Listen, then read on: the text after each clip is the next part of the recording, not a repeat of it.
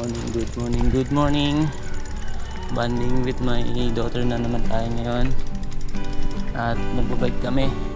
Bali first time niyang lumabas dito sa amin subdivision.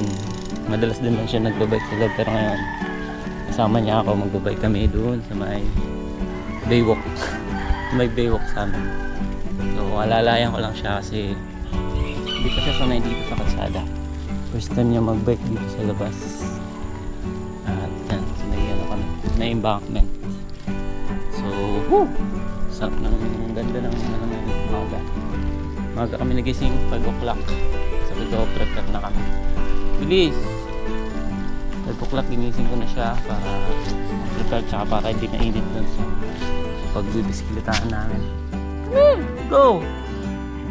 Pedal na! Okay lang yan, go!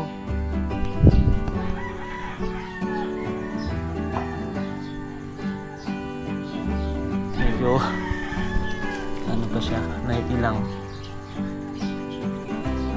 Ayan. Madalas kasi sa loob lang nagbabike. Doon lang siya lumalabas ng gate. So ngayon pagkada kami.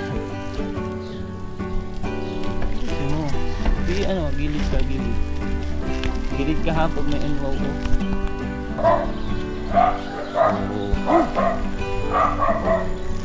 Idol natin. Ganda ang panahon. Malamig, medyo malamig pa. Pero mamaya sigurado napakainit.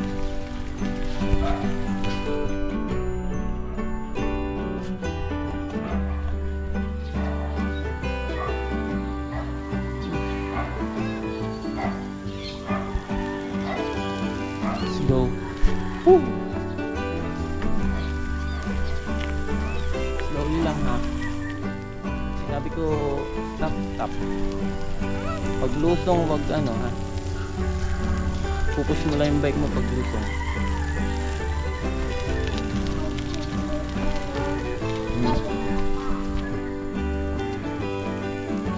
Ay kita maliko. Lubak din na. Ito na, dun sa kabila.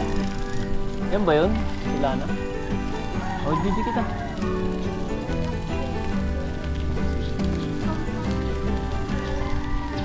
Nandito kami dadaan sa ano kasi nalubak.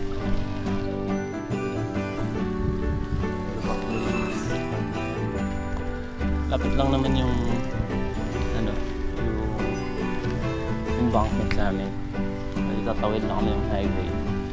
Yun na yun. Namang maraming nagja-jogging kasi holiday ngayon. Depende. Dito.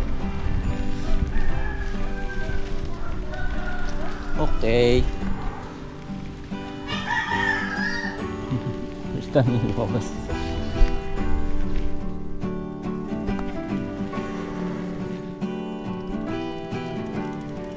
Ang gilid, may bike. Gilid, may bike.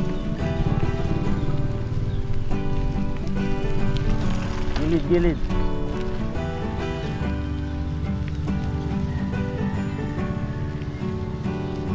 Oh, bali dito may ahon. Hindi ko muna papahonin kasi highway. Tapos push lang namin muna. Alalayan ko lang tong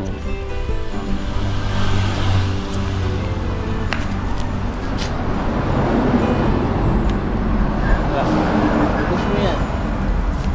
Hindi mo kaya yan. Tara.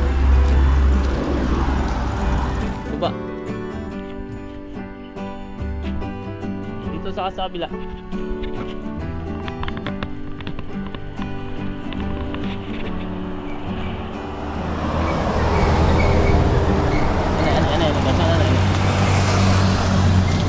Tara. Go. Go.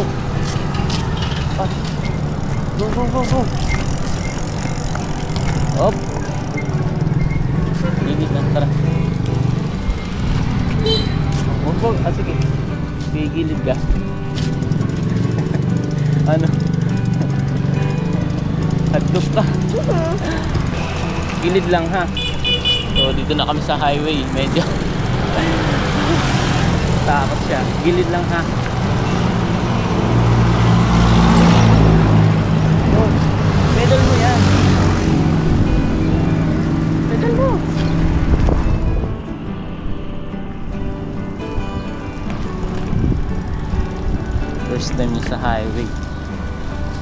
Yan, very good. Ay!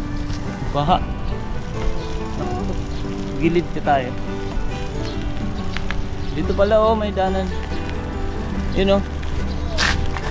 Pasok. Yan, go. Push mo na lang.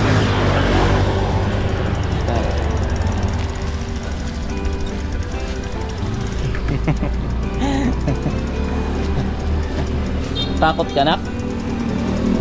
Ha? First time niya sa kalsada eh. Madalas din lang siya sa amin eh. Sa division lang.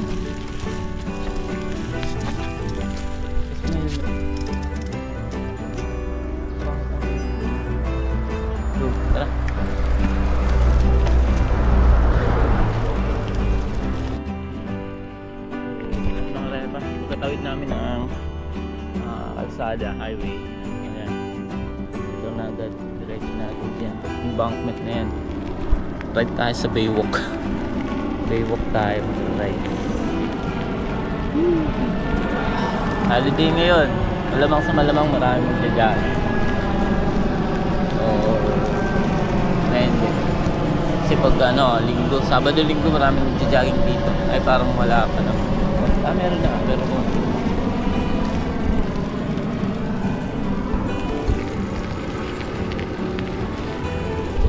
So, yan yung embankment. Yung mga naglalakad-lakad na. Maganda talaga maaga kayo rito kasi pag tanghali na, napakainit. Sobrang init dito.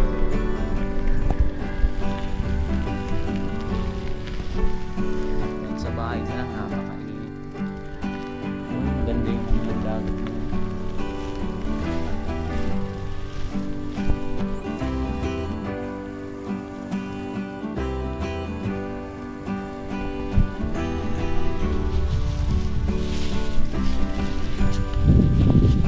Yeah, diretso.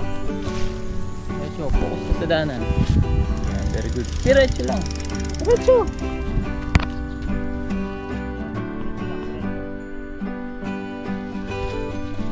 Go. Hard na. Okay, boom, push. Pedal ka lang.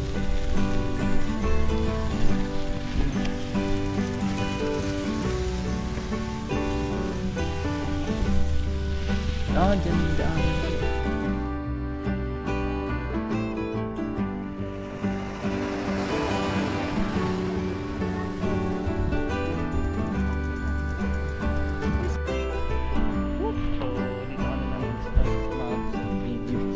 Ito yung parang putol kasi pa eh, di ba?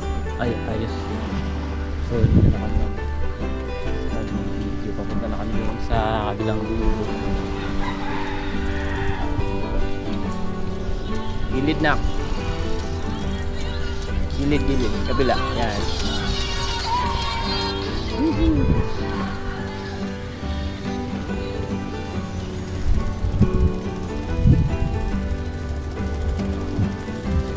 Gilid ka, gilid. Magbike. Kapag ganun ka init. Slowly lang ha, pag may mga rami nagja-jogging. Pag may bike na gilid ka.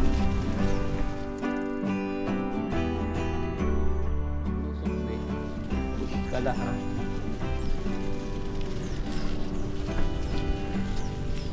Go.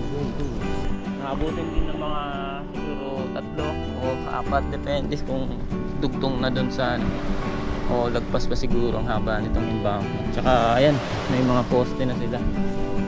Magandang nito, kakaisip kasi last time yung Yolanda nag storm surge, so yun nga, maraming namatay. Kaya ayan, nilagyan nila na ito ng ganito. So magandang idea na, magandang pasyalan na rin.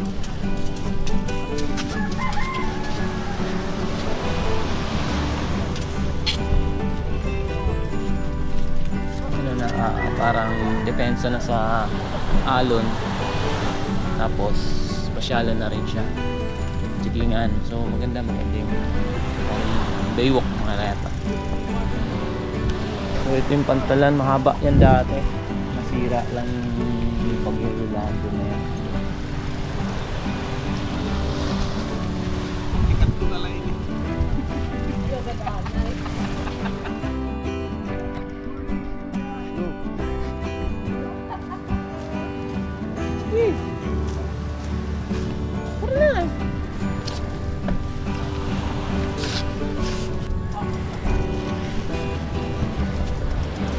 Malapit pa lang binabike mo, pagod ka na.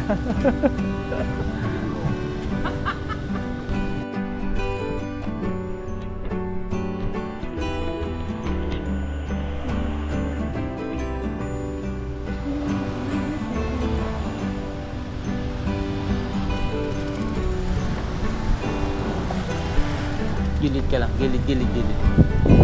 One lane ka lang, anak. Yan, ganyan lang, slowly lang.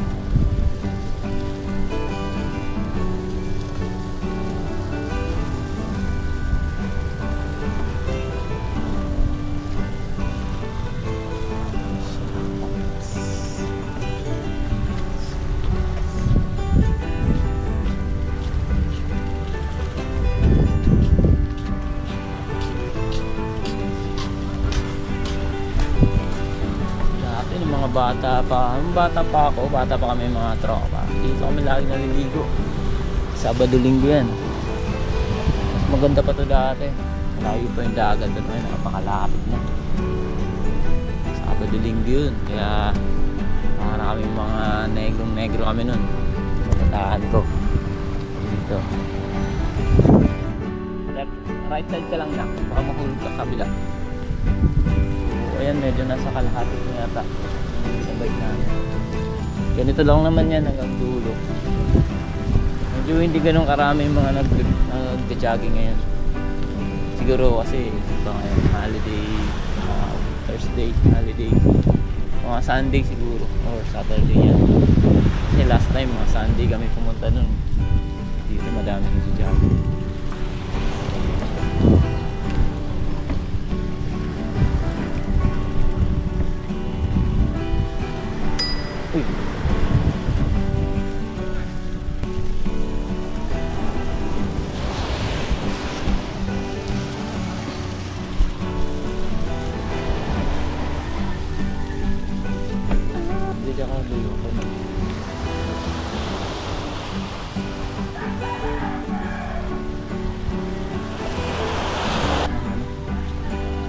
Mag-exhale dito.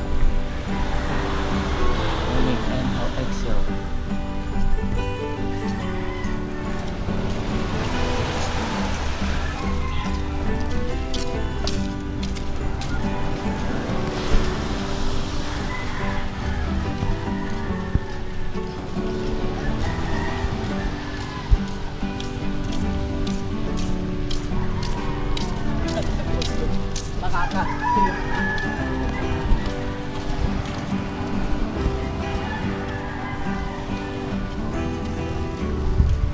Doon di walang barikada.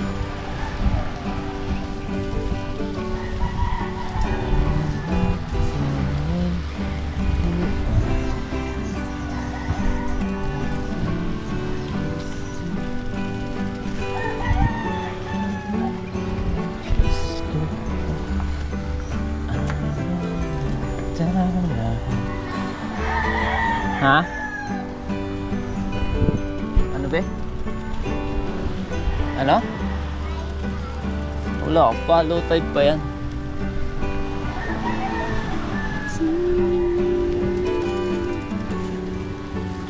Ganda eh. Nauwi ka na.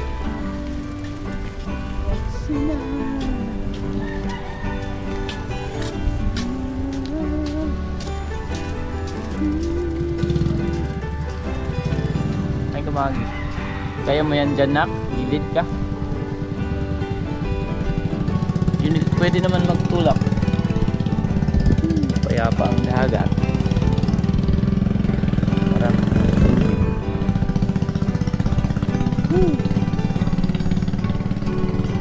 ano?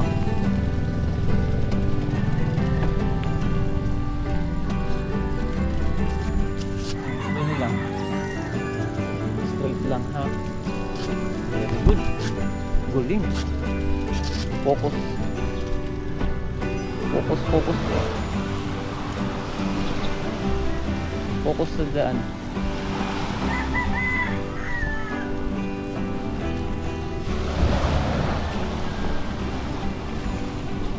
Very good. Okay, diretso.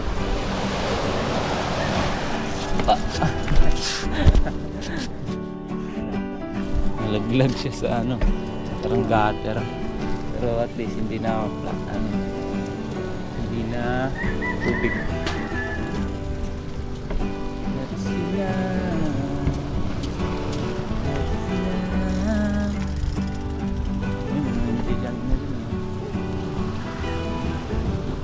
Ito yung mga project pagkatapos ng Yolanda. Itong panahon ni Duterte. Ito yung mga kasama sa mga build niyang project. Ha? Ano? Sail? Ano?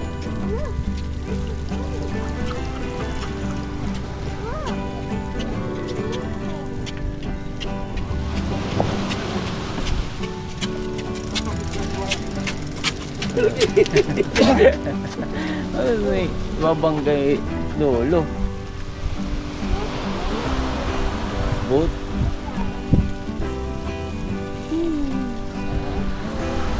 So, babaybayin lang namin ito hanggang dulo lang. Yun lang, tapos na. Yun lang ang ano natin. Bali, bisikleta si Carson. So, ayan. Pinag-ano ko lang siya sa labas. Kasi first time niya nga. First time niya maka-experience mag-bike dito sa labas. Makatawid ng kalsada. Kasi madalas doon lang talaga siya sa bahay, sa malapit sa amin. Madugtong ng ano yan, dagat. High tide na lang. Kasi dugtong ng ano.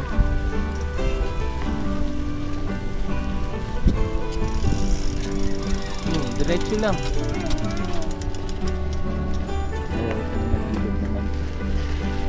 Doon lang sa may bridge, highway niya.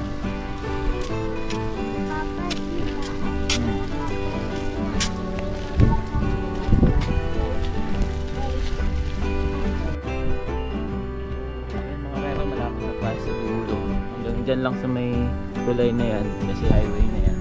Tapos babalik na kami. Siguro magpapahinga. Sipat-sipat sa dagat. Siyempre magpipicture kami ng Arepa.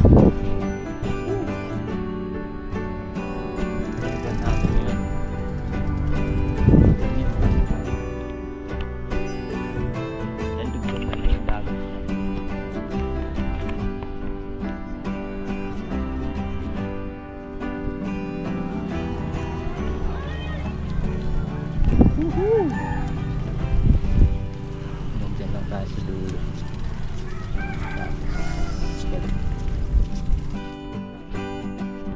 Tingnan ka lang sa ano.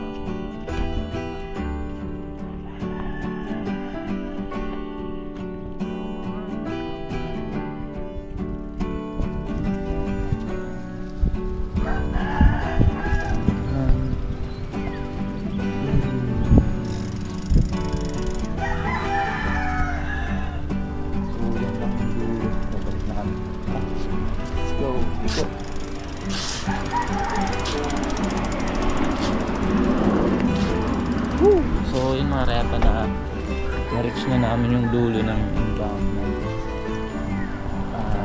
Babalik na naman kami ngayon. Siguro pag punta lang kami dun sa may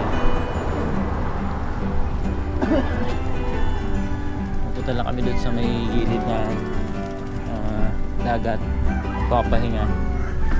Tapos yun, mag-picture syempre. So ayun mga repa, narating na namin yung dulo ng embankment.